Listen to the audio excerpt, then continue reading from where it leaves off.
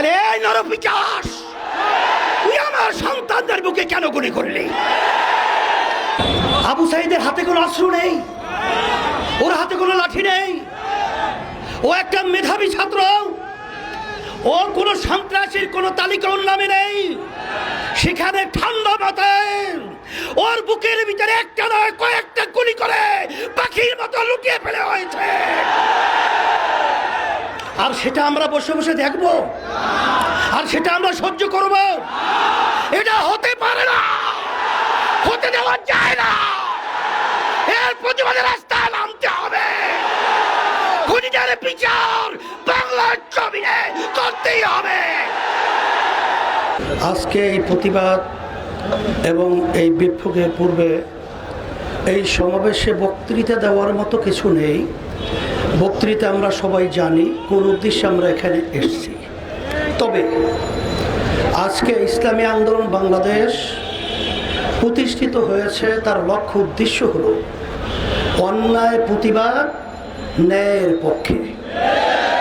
আজকে বাংলাদেশে যে তাণ্ডব চলেছে, যে হত্যাযজ্ঞ চলেছে, যে নৈরাজ্যতা চলেছে, যে অবিচার চলেছে, যে গুন্ডামি চলেছে, যে সন্ত্রাসী চলেছে, এবং আমার নিরীহ আমার ছেলেদেরকে যেভাবে নির্বিচারে পাখির মতো গুলি করে যেভাবে হত্যা করা হয়েছে, এটা দেখে কোনো সাধারণ যার ভিতরে একটু মানবতা রয়েছে কখনোই সে ঘরে ঘুমাতে পারে না। তারই অংশ হিসেবে আজকে আমরা রাজপথে এসেছি। আজকে আমার ছেলেদেরকে, আমার মেয়েদেরকে আজকে ওরা নির্বিচারে পাখির মতো গুলি করে হত্যা করবে।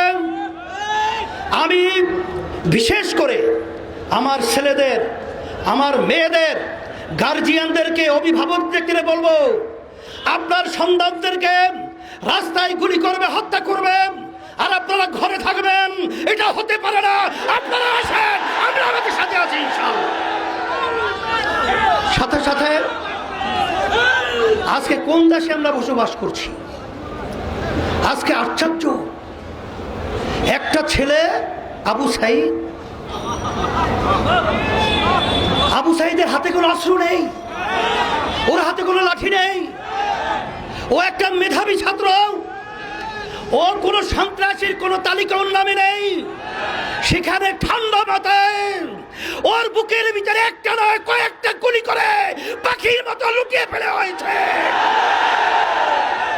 আর সেটা আমরা বসে বসে দেখব, আর সেটা আমরা সহ্য করব?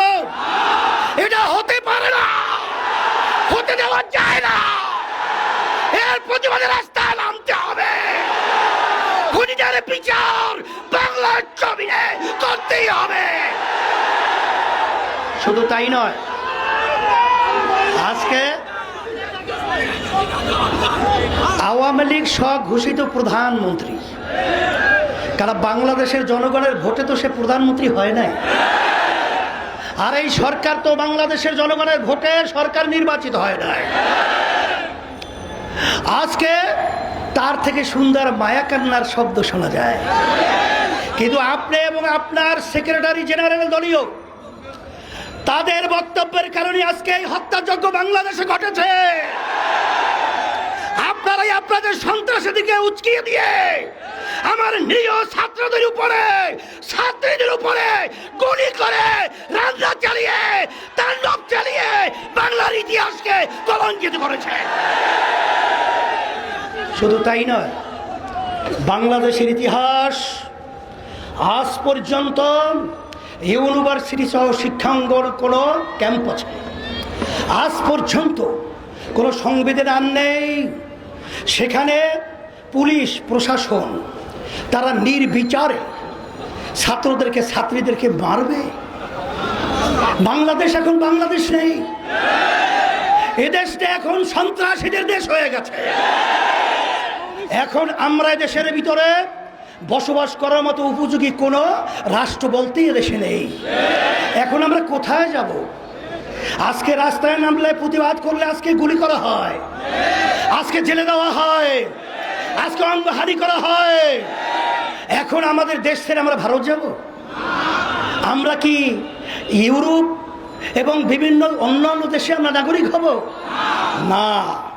আমরা এই দেশের মাটিতে জন্মগ্রহণ করেছি, আমরা এই দেশের সন্তান, আমরা এই দেশেই থাকব। সন্ত্রাসীদেরকে বাংলার জমিন থেকে উৎখাত করে ছাড়বো ইনশাআল্লাহ। এই জন্য আমি আজকে বক্তব্য বেশি লম্বা দেব না।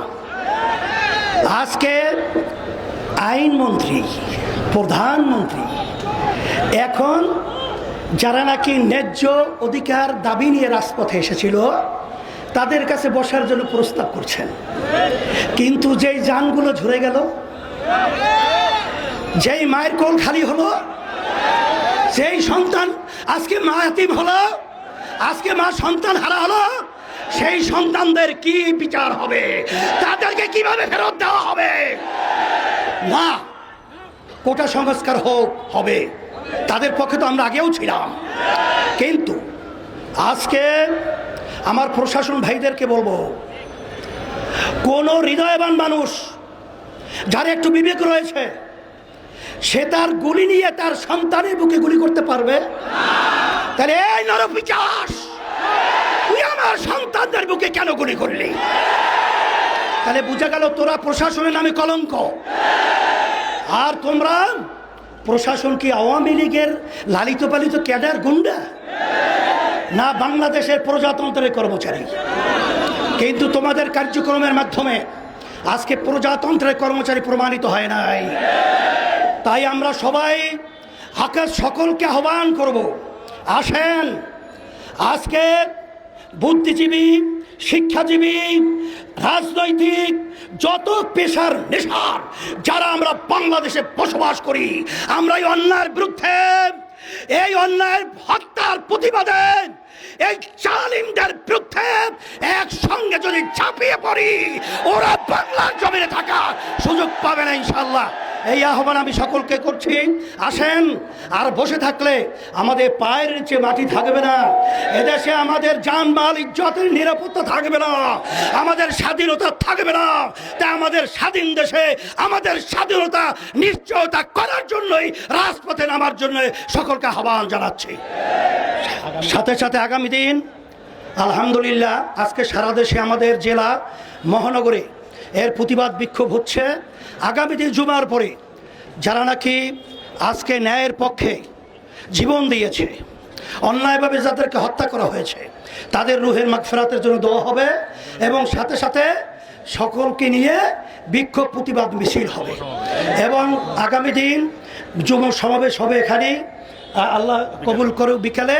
এর প্রতিবাদে আমি সকলকে আহ্বান জানিয়ে সকল কাছে দোয়া চেয়ে দোয়া করে আলোচনা শেষ করছি। আল্লাহ